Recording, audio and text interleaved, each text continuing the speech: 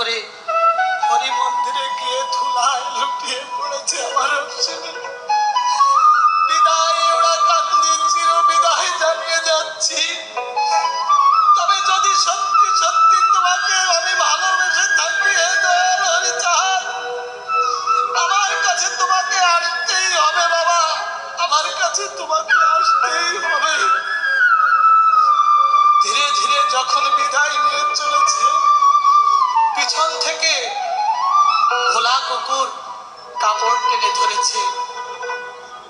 অশ্বিনী গোসাই বলছে, তুই চলে যা ভোলা, ওরা কান্দির সবাই যদি আমাকে ছেড়ে থাকতে পারে আমিও পারবো, তুই চলে যা ভোলা, তুই চলে যা।